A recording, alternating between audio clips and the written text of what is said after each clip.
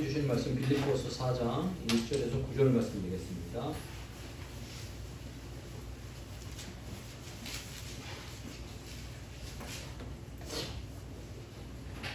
빌립보서 4장 1절에서 9절 말씀입니다.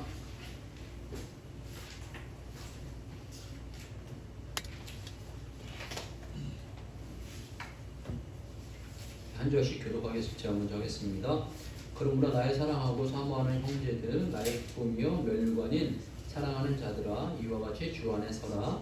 내가 유오데아를 권하고 순두개를 권하노니 주 안에서 같은 마음을 구하라. 또 참고로 나의 멍에를 같이 한 내게 구하노니 복음에 나와 함께 힘쓰던 저 여인들을 돕고 또한 글레멘드와 그 외에 나의 동역자들을 도우라. 그 이름들이 생명책에 있느니라. 주 안에서 항상 기뻐하라. 내가 다시 말하노니 기뻐하라. 너희 관용을 모든 사람에게 알게 하라. 주께서 가까우시니라.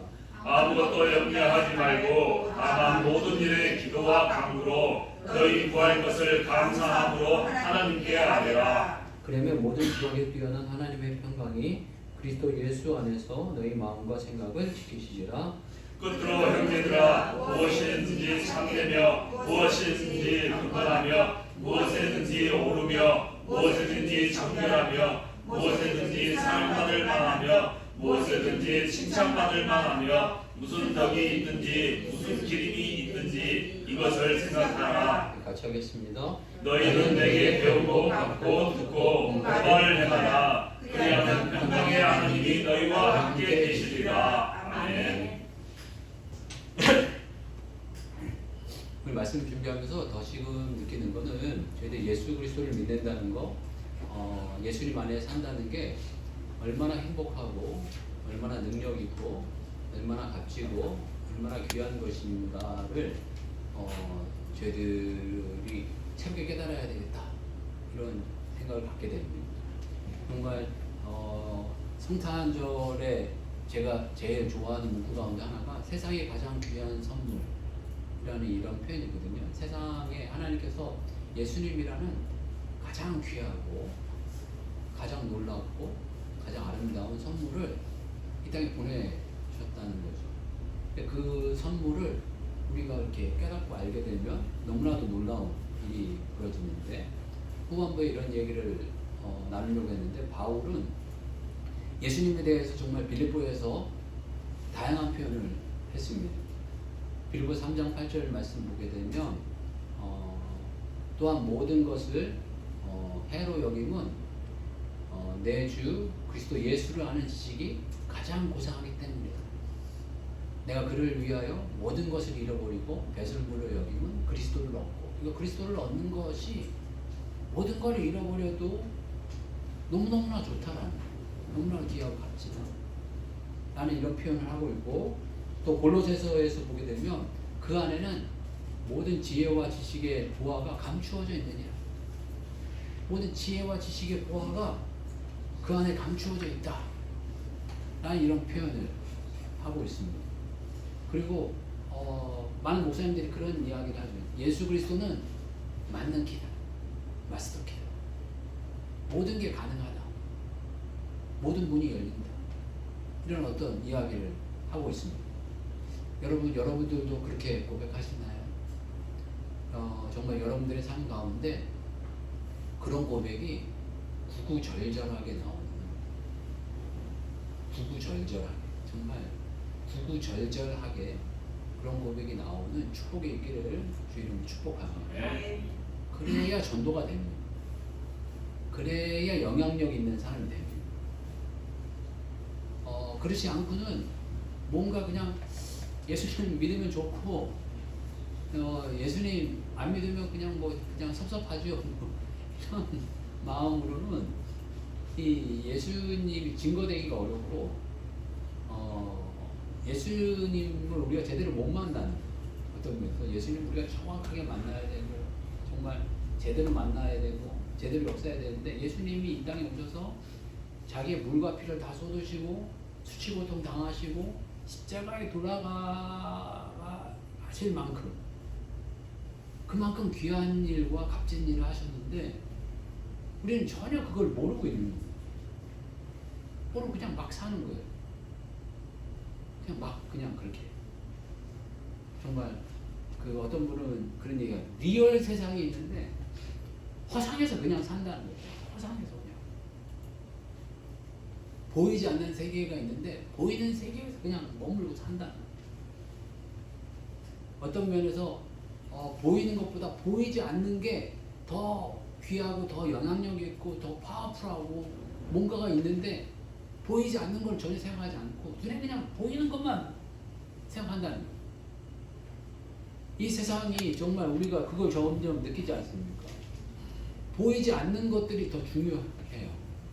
이 시간, 세계를 보면. 우리가 핸드폰이라는 걸 이렇게 들고 움직이지만 핸드폰이 보이지 않는 많은 전파와 어떤 이렇게 데이터와 이런 것 때문에 이 핸드폰이란 결과물이 나오는 거잖아요. 근데 우리의 인생도 마찬가지예요. 보이지 않는 많은 것들 때문에 보이는 뭔가가 중요할 때가 있다라는 거예요. 우리가 다시금 그런 것들을 다시 한번 생각해보고 되새겨 봤으면 좋겠고. 근데 오늘 이 그 본문에서 바울은 특이하게 바울 사도께서 이렇게 강조하시는 것이 하나가 있어요. 그 뭐냐면 주 안에서라는 단어입니다. 주 안에서 이런 표현을 많이 쓰십니다. 그 주 안에서 여기 뭐 보게 되면 여러 가지 표현들을 하는데 주 안에서 서라 뭐 이런 표현을 하고요. 우리가 한번 찾아볼까요? 1절 볼까요? 후반부를 보게 되면 이와 같이 주 안에서 주 안에 서라 이런 표현을 하고 있습니다. 2절 보게 되면 2절 후반부를 보게 되면 유오디아를 권하고 순두개를 권하노니 주 안에서 같은 마음을 품으라. 주 안에서 이런 일을 행하라. 이런 표현을 하고 있고 4절 보게 되면 주 안에서 항상 기뻐하라. 라고 이건 약간 다른 표현이지만 이거 같은 표현으로 볼 수 있습니다. 7절 보게 되면 그리하면 모든 지각에 뛰어난 하나님의 평강이 그리스도 예수 안에서 너희 마음과 생각을 지키시리라. 이런 표현을 하고 있습니다. 그러니까 주 안에서 네가 서야 되고 주 안에서 같은 마음을 품어야 되고 주 안에서 항상 기뻐할 수 있고 주 안에서 너희 마음과 생각을 지키시는 일이 벌어지게 된다 라는 것을 강조하고 있는 거예요. 근데 주 안에서라는 이 단어를 다시 한번 되새겨 보면 주인 되신 분 안에서 라는 이게 표현인데 이게 예수님 안에서라는 표현이죠. 그리고 주인 되신 예수님인데 그러니까 주인 되신 예수님 안에서라는 걸 다시 한번 생각해 보면 예수님 말씀 안에서 예수님 명령 안에서 예수님의 뜻 안에서 예수님이 원하시는 그 순종 안에서 라는 표현입니다. 그런데 어떤 부분에서 이게 조금 색다른 표현이기도 하지만 이걸 다시 풀어보면은 보편적인 생각으로 보편적인 단어로 풀어보면 예수 믿는 사람들은 그리스도인들은 이런 표현이에요. 보편적인 표현이에요. 그리스도인들은 이런 사람입니다. 그리스도인들은 이런 사람입니다. 그런데 이 설교자들이 느끼는 그 고민은 어떤 부분에서 설교가 내용과 이 주제가 다양한 것처럼 보이지만 한 주제를 향해서 달려가고 있어요. 한 주제를 향해서 달려가고 있는데 그 주제는 예수 천국 불신 지옥이라는 거예요. 예수 믿으면 천국이고 그렇지 않으면 지옥 간다. 이 이야기를 하는데 그거를 여러분들의 삶 가운데 조금 더 임팩트 있게 좀 더 새롭게 들리게 하기 위해서 다양한 표현과 다양한 방법을 쓰는데 그 표현 가운데 하나가 주 안에서라는 표현이에요. 그러니까 예수 믿는 사람들은 그리스도인들은 이렇게 하는 거야 라는 이야기를 들으면 조금 임팩트가 덜하고 식상하니까 주 안에서 라는 이런 표현들을 통해서 이런 표현들을 하고 있지 않나 라는 마음을 갖게 되고 정말 이 복음을 가지면 예수님을 믿으면 이런 일들이 일어나게 된다는 거예요. 그래서 이 예수 그리스도 안에 거하면 이 바울은 첫 번째로 하는 이야기가 서라, 선다 라는 이런 표현을 하고 있는데 이 선다는 이 단어의 뜻과 이 의미가 뭘까 이렇게 해서 한번 찾아보게 됐는데 선다는 이 단어는 그 헬라어로는 스테코라는 단어입니다. 말 그대로 서다, 서 있다, 확고히 서다 이런 표현이 있고 또 다른 표현으로 그 무슨 표현이 있냐면 지속하다, 버티다, 굳게 서다 이런 표현이 있어요. 그러니까 지속하다, 버티다라는 선다는 거는 지속하고 버티는 거라는 믿음 안에서 지속하고 버티는데 뭘 지속하고 뭘 버티냐 라는 것을 이렇게 생각해 보면 이 4절이 처음부터 그러므로라는 단어를 쓰고 있어요. 그러므로는 앞에 원인이기 때문에 앞에 그 원인이기 때문에 결과로 네가 이렇게 해야 된다 라는 이야기예요. 그러니까 앞에 원인이 뭐냐면 21절 말씀 21절 말씀 같이 한번 읽어보겠습니다. 자 시작. 그는 만물을 자기에게 복종하게 하실 수 있는 자의 역사로 우리의 낮은 몸을 자기의 영광의 몸의 형체와 같이 변하게 하시리라. 아멘. 우리의 낮은 몸을 자기 영광의 몸의 형체와 같이 변하게 하실 거니까 버텨라, 지켜라. 어떤 면에서 흔들리지 마라, 지속해라 라는 말씀을 하고 계십니다. 예수님 안에서 뭔가 우리가 그 예수 그리스도를 믿으면 의로워짐과 동시에 우리가 성화를 이루고 영화를 이루어 가게 되는 삶의 길을 이렇게 걷게 되는데 그 걷는 그 과정 가운데 뭔가 우리의 삶이 이 길 맞아? 이렇게 가는 거 맞아? 라고 그 뭔가 멈춰질 때가 있어요. 맨 처음에는 예수님 믿으면 뭔가 잘 되고 잘 풀리고 뭔가 이렇게 기쁘고 즐겁고 행복한 일이 벌어지는 것처럼 보이다가 시간이 지나면 뭔가 안 되고 어떤 분들 표현대로 기도해도 하나님은 내 기도는 안 들어주시는 것 같고 뭘 해도 답답하게 안 되고 뭔가 이렇게 안 되고 뭐 이런 일들을 만나게 된다는 거예요.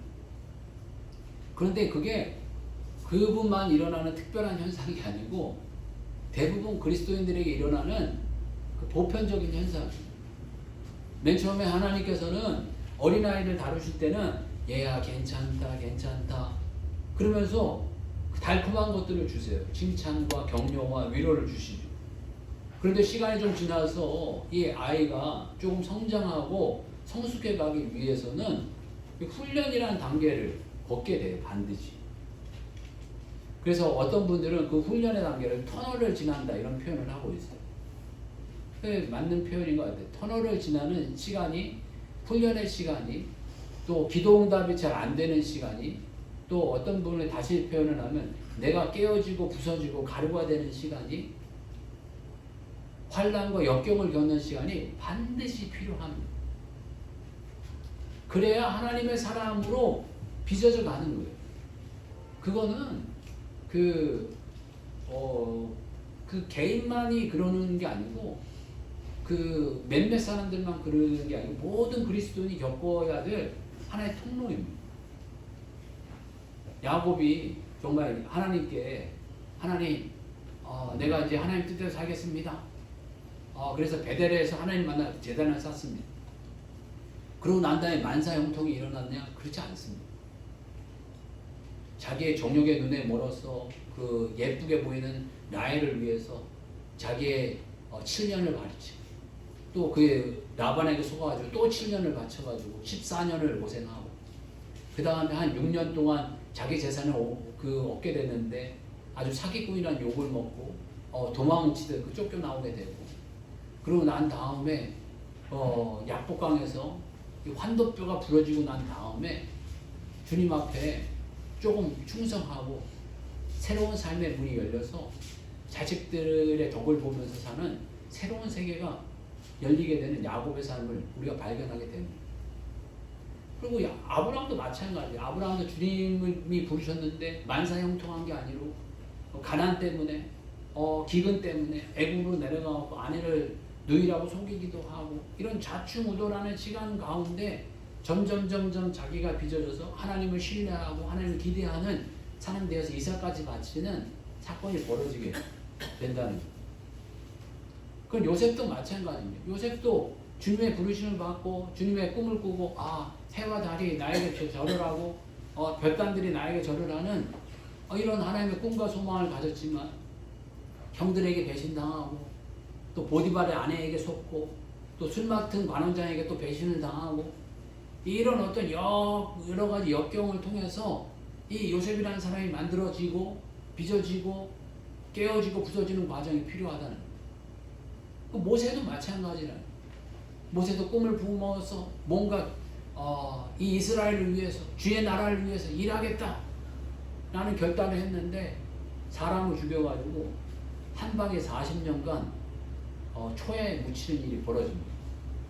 그리고 나중에 하나님이 부르시니까 보낼 만한 자를 보내줘서 나 같은 인간은 안 됩니다 라고 거부를 계속합니다. 그런데 하나님께서 아주 강권적으로 불러가지고 너를 맞는 사람이 누구냐, 네 입을 맞는 사람이 누구냐, 내가 필요한 사람 다 붙인다. 그래서 아론도 붙이고 사람 붙이셔가지고 이 모세를 빚으셔서 모세를 만들어놨다. 여러분, 내 기도가 잘 안 돼요. 하나님 응답이 잘 안 이루어져요. 이게 특별한 일을 겪는 게 아니고 자연스러운 일을 겪는 거예요. 하나님 나를 더 부수시는군요. 나를 더 빚어가시는군요. 나를 더 만드시는군요. 그러면서 이 바울이 하는 그 권면은 주 안에서 지속하고 주 안에서 버티고 주 안에서 굳게 서라 라는 이런 권면을 하고 있습니다. 근데 이런 권면은 곳곳에서 많이 나요. 고린도전서 16장 13절 보게 되면 깨어 믿음에 굳게 서서 남자답게 강건하여라. 데살로니가 전서 3장 8절 그러므로 너희가 주 안에서 굳게 선즉 우리가 이제는 살리라. 빌립보서 1장 27절 오직 너희는 그리스도의 복음에 합당하게 생활하라. 이는 내가 너희에게 가거나 떠나 있으나 너희가 한 마음으로 서서 한 뜻으로 복음의 신앙을 위하여 협력하는 것과 갈라디아서 5장 1절 그리스도께서 우리를 자유롭게 하려고 자유를 주셨으니 그러므로 굳건하게 서서 다시는 종의 멍에를 매지 말라. 데살로니가후서 2장 15절 그러므로 형제들아 굳건하게 서서 말로나 우리의 편지로 가르침을 받아 전통을 지키라. 서라 라는 표현을 하고 있습니다. 흔들리지 말라. 그리고 버티라. 결과는 분명하게 하나님께서 승리를 주시고 너희를 영화롭게 하시고 아름답게 하실 거니까 버티라. 참고 인내하고 버텨봐라. 주 안에서 가능하다.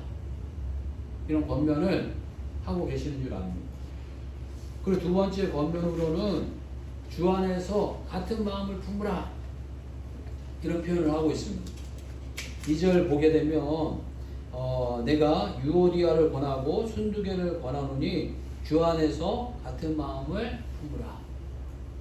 근데 이게 이제 자세하게 내용은 나오지 않지만 여기에서 보면 유오디아와 순두개가 조금 싸웠던 것 같습니다. 두 사람이. 그래서 분쟁이 일어나고 싸움이 일어났던 게 아닌가라고 추정하고 얘기를 하고 있습니다. 우리가 이거 나중에 한번 저희가 분명히 다시 그 설교를 하고 했던 부분도 있지만 이 그리스도인들이 저도 신앙이 이렇게 지나면서 가장 중요한 것 가운데 하나가 교제입니다. 교제. 그다음에 예배만큼 중요한 게 교제입니다. 이 갈수록 우리의 인생이 신앙이 성숙해 간다는 것은 교제를 잘하는 사람이 되는 거예요. 당연히 근본적으로 주님과의 교제를 잘해야 되지만 그 주님과의 풍성한 교제를 통해서 이웃과의 교제를 잘해야 되고 또 심지어는 자연과의 교제를 잘해야 됩니다. 우리가 죄를 범함으로써 깨진 게 뭐냐 하면은 교제권이 깨진 거예요. 우리가 하나님과의 교제권이 완전히 깨어지게 됐고 그래서 하나님께서 예수님께서 이 땅에 오셔서 우리를 향해서 화목제물이 되셨다 이런 표현을 하십니다.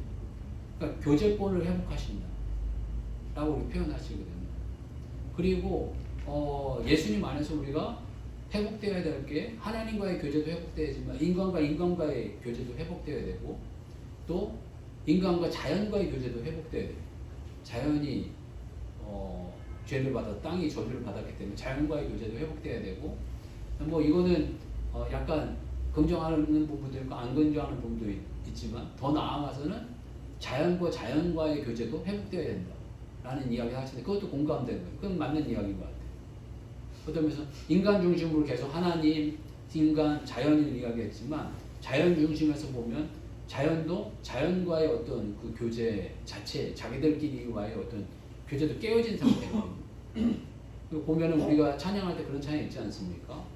뭐 사막에 샘이 넘쳐 흐르고 또 어린아이가 독사불에 손을 놓고 이런 어떤 그 자연끼리의 교제도 분명히 일어나야 된다라는 이야기를 하는데 이 교제를 라는 이 단어가 그냥 교제를 넘어서 우리 그 인간 자체의 어떤 근본 목적이 교제라는 거예요.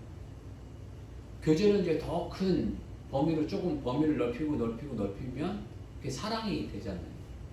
일단 사랑의 어떤 근본 시작이 교제거든요. 그리고 사랑이 깨진다는 거는 어떤 면에서 그 근본적으로 밑으로 내려가면은 교제가 깨지기 시작하는 거예요. 그러니까 교제가 아름답게 이렇게 이루어지면 그 교제를 통해서 사랑이 꽃피는 거고 그 사랑이 깨진다는 거는 어떤 면에서 그 교제가 깨어지게 되는 일이라는 거예요. 그러니까 이게 교제라는 것이 그냥 해도 좋고 안 해도 좋고 이런 문제가 아니라는 거예요.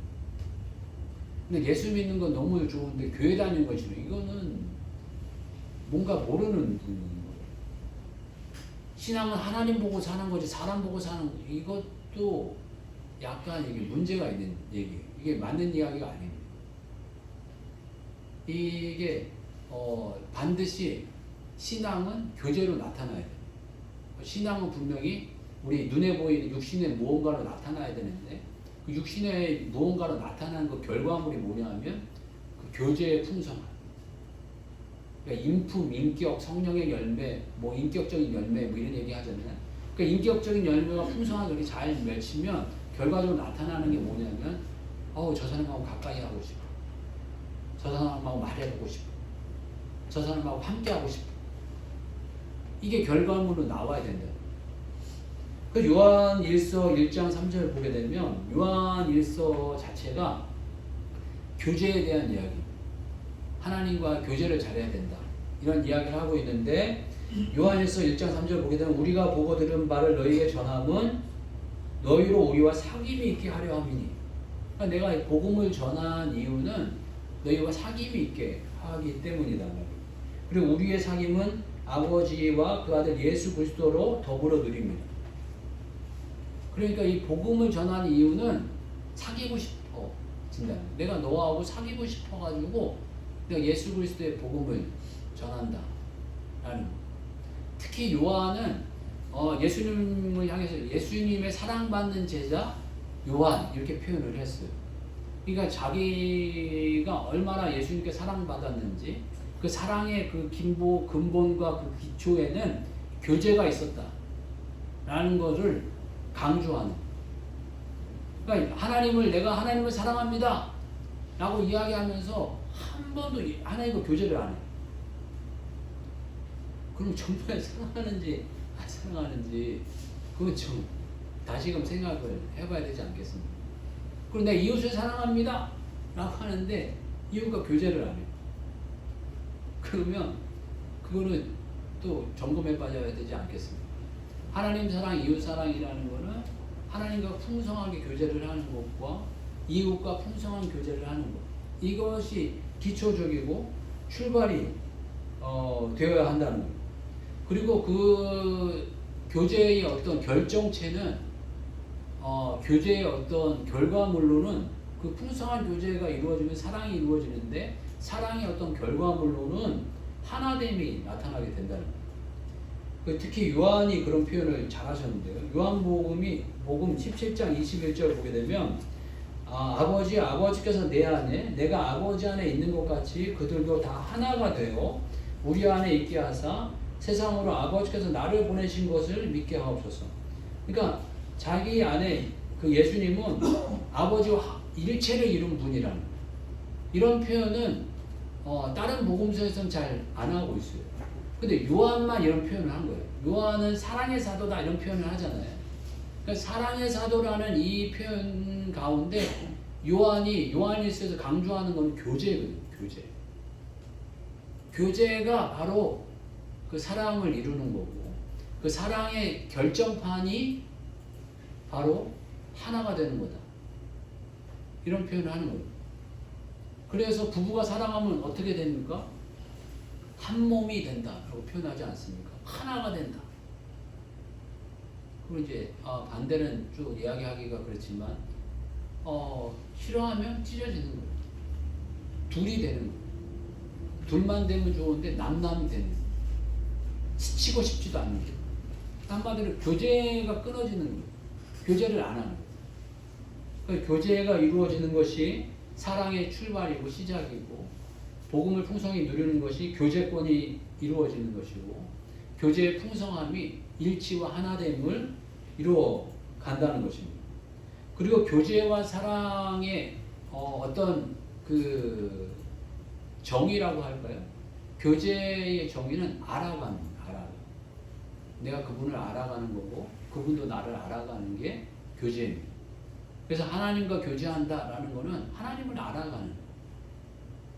요한일서 4장 7절에서 8절 보게 되면 사랑하는 자들아 우리가 서로 사랑하자. 사랑은 하나님께 속한 것이니 사랑하는 자마다 하나님으로부터 나서 하나님을 알고, 사랑하지 아니하는 자는 하나님을 알지 못하나니 이는 하나님은 사랑이십니다. 사랑이라는 단어를 교제라는 단어로 이렇게 바꿔 생각해 보면, 교제하면 하나님을 알게 된다는 거고, 교제를 하면 하나님을 깨닫게 된다는 것을 말씀해 주시고 있습니다.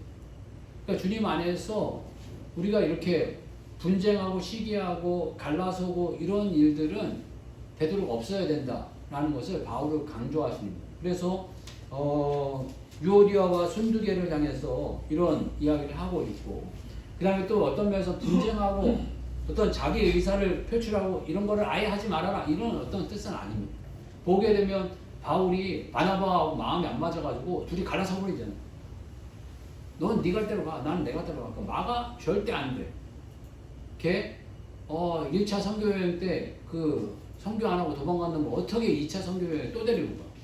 근데 마가라는 사람이 바나바의 조카였거든요. 바나바는 인간적인 마음으로 아니 그래도 우리가 사랑으로 품어갖고 마가를 데려가지고 어떻게 데려?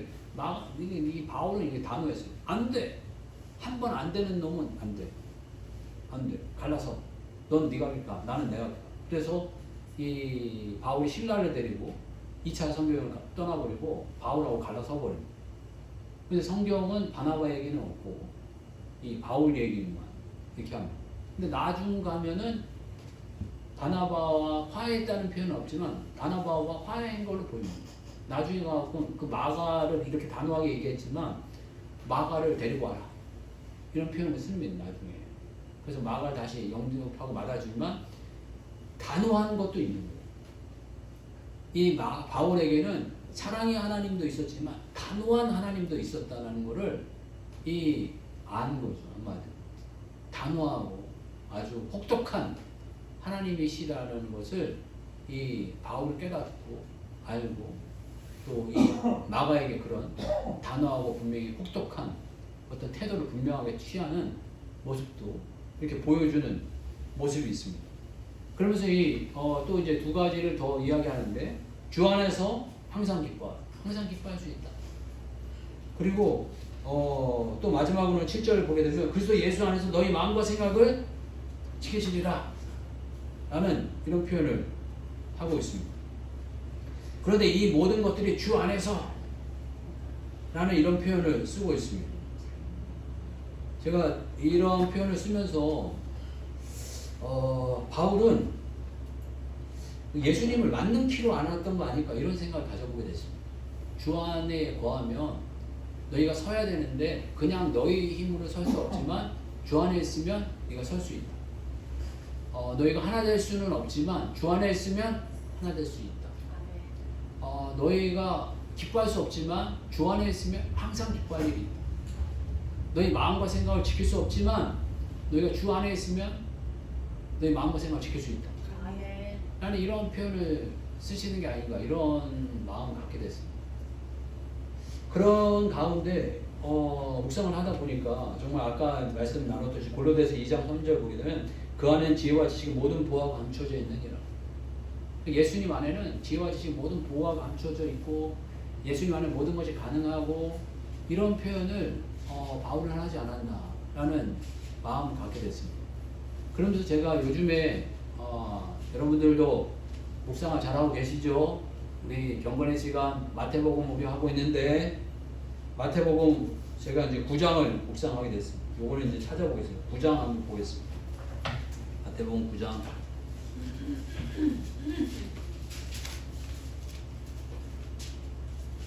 마태복음 9장을 묵상하면서 제가 발견한 게 하나가 있습니다. 여기 9장을 다 읽을 수는 없고 우리 18절 한번 읽어보세요. 시작. 예수께서 이 말씀을 하실 때에 한이가 와서 전하며 이르되 내 딸이 방금 죽었사오나 오셔서 그 몸에 손을 얹어 주소서 그러면 살아나겠나이다 하니 20절 보겠습니다. 시작. 열두의 동안이나 들줄을 아는 여자가 예수께로 와서 그 칼을 만지니 또 27절 보겠습니다. 시작. 예수께서 거기에서 떠나가실새 두 맹인이 따라오며 소리를 질러 이르되 다윗의 자손이여 우리를 불쌍히 여기소서 하더니 또 32절 보겠습니다. 32절 시작. 그들이 나갈 때에 귀신 들려 말 못하는 사람을 예수께 데려오니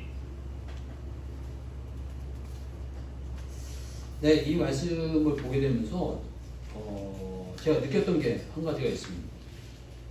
여러분 뭘 느끼셨나요? 이 말씀들을 이렇게 보게 되면서 눈치 못함이 없으시다. 눈치 못함이 없으시다. 제가 느낀 게 뭐였냐면 예수님은 요구하시면 들어주시는구나 이런 걸 느끼게 됐어요. 그런 걸 발견하게 돼서 그 앞에를 이렇게 또 찾아보게 됐어요. 앞에를 찾아보게 되는데 예수님께서 이 마태복음에서는 뭐 하여간 그 장모의 열병을 치유해 주시고 막 이렇게 해 주시는데 막 심한 병부터 시작하시더라고요. 나병 환자부터 치유하시고 막 중풍병자 치유하시고 막 이런 어떤 일들을 행하세요. 그런데 그 일들을 이렇게 보게 되는데 본인이 고쳐주고 싶어서 이렇게 고쳐주는 사건이기보다는 대부분의 사건이 뭐냐면 그 사람들이 와가지고 고쳐달라고 그래요.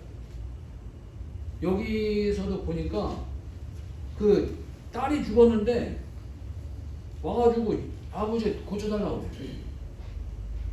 좀 어떤 부분에서 좀 무모한 사건이긴 한데 왜 와갖고 사람이 죽었는데 와 고쳐달라고 얘기를 해요. 그리고 혈루증 앓던 여자가 그 옷가를 만졌는데 그 옷가를 만지면 병이 낫겠다라는 생각으로 만지게 돼요. 그리고 맹인이 있는데 맹인도 불쌍히 여겨달라고 그러면서 이게 낫게 해달라고 이야기를 하는 거예요. 그리고 귀신 들려 말 못하는 자도 이건 사람들이 또 데리고 와요. 데리고 와서 그러니까 데리고 온 이유가 뭔가 좀 예수님이 일을 하시지 않을까? 이런 생각으로 데리고 왔겠죠. 그냥 뭐 데리고 오진 않지 않았겠어요. 그러니까 데리고 왔는데 고쳐주세요. 이 장면을 보면서 저는 여러 가지 생각 많이 들었습니다. 예수님께서는 자발적으로 일을 하신 이렇게 능동적으로 일을 하신 경우도 있지만 요구하면 들어주시는구나. 요구하면 들어주시는구나. 어떠면 야 피곤해 그만하자 이럴 수도 있잖아요. 그런데 요구를 하면 들어주세요. 그런데 그 요구도 황당해요. 그냥 요구도 아니고 죽었는데 살려달래. 그리고 여기에서 보니까 맹인인데 고쳐달래. 말 못하는데 고쳐달래. 이 12의 혈루증은 이건 갖다 댈 수도 없어요. 뭐 갖다 대기도 좀 창피한 병이 돼버렸어요. 그래서 저도 한번 묵상을 해보게 됐어요. 내가 걱정하는 거, 네가 걱정하는 건 뭐냐? 죽은 자를 살리는 일이냐? 맹인이 눈 뜨는 일이냐? 말 못하는 사람이 말하는 일이냐? 봤지? 이런 마음이 들더라고요. 아, 정말 내가 갖고 있는 문제는 이게 될 수가 없구나. 어디다 갖다 댈까? 뭐 이런 마음이 들더라고요. 그리고 이런 마음과 이런 확신이 들기 시작하면 이 9장 마지막 보게 되면 추수할 것은 많대 일꾼은 적으니 이 세상에 정말 추수해야 될 일꾼들이 추수해야 될 양들이 너무너무나 많다는. 그래서 추수하는 주인에게 청하여 추수할 일꾼을 보내주소서. 추수할 수 있는 일꾼을 좀 보내주소서 라고 청하라는 거예요. 예수 그리스도께서 맞는 키다. 정말 이 말씀이 사실이라면 예수 그리스도는 맞는 키다 라는 우리 확신이 우리의 삶 가운데 분명하게 경험되어지고 일어나야 되지 않겠나 하는 마음을 다시 갖게 됐습니다. 바울이 주 안에 있으면 너희가 설 수 있습니다. 아멘. 주 안에 있으면 하나 됩니다. 아멘. 주 안에 있으면 항상 기뻐합니다. 주 안에 있으면 너희 마음과 생각 지키시리라. 아멘. 이런 어떤 확신에 찬 이야기를 한 거는 그냥 그럴 거예요. 그럴 겁니다. 가 아니고 내가 그걸 해봤기 때문에 내가 주 안에서 섰어. 그리고 내가 주 안에서 하나 됐어. 내가 주 안에서 항상 기뻐하고 있어. 주 안에서 항상 내 마음과 생각을 지키시고 있어. 라는 걸 경험했기 때문에 경험에서 우러나오는 고백입니다. 예수 그리스도는 맞는 키다. 저희들이 늘 고백합니다. 그 맞는 키라는 고백이 성경상에서만 고백이 아니라 여러분들 삶 가운데서 울겨 나와가지고 울겨 나오는 그 고백이 밖으로 표출되어지는 고백이 되시길 주님 축복합니다. 좀 길었지만 제가 한 가지 더 얘기하고 싶은 게 있는데 어제 한 청년하고 이런저런 이야기를 하게 됐는데 참 그 청년과 이야기하면서 여러 울림이 좀 있었어요. 그게 뭐냐면 이 청년이 좀 삶의 자리가 좀 어려웠어요. 이 청년이 제일 싫어하는 날이 생일이에요. 왜 그러냐면 자기를 낳다가 어머니가 돌아가셨어요. 그러니까 자기 생일이 어머니 기일이에요. 그러니까 시간이 지나면서 생일을 이야기하고 싶지도 않고 생일을 말하고 싶지도 않고 생일을 말하면 어머니 기일이 나오고 기일이 나오면 자기 생일이 나오니까 자기 평생에 생일밥이라는 걸 먹어본 적이 없대요. 그리고 먹고 싶지도 않다는 그런 표현으로 아이가 이제 자랐어요. 아이가 자랐는데 자라면서 부모님이 이제 그 아버지가 재혼을 하신 바람에 재혼을 이렇게 했는데 재혼된 가정에서 잘 자랐으면 좋은데 이 어머니가 이제 구타를 좀 하게 됐어요. 그래서 어릴 때 이렇게 구타를 당하면서 이렇게 컸는데 이제 중고등학교가 되니까 전체가 역전이 됐죠. 그러니까 아이는 얘는 컸고 남자애가 커버렸고 어머니를 외소하고 그러니까 그 어머니와의 관계가 더 이상해지고 그러면서 이제 아버지가 뭐 고민하시다가 아들을 선택해서 이혼을 이렇게 하시게 됐어요. 그래서 이제 회복이 이렇게 됐는데 뭐 이렇게 얘기를 하다가 어떻게 하다가 제가 어머니 친척이 있느냐 이런 얘기를 묻게 됐어요.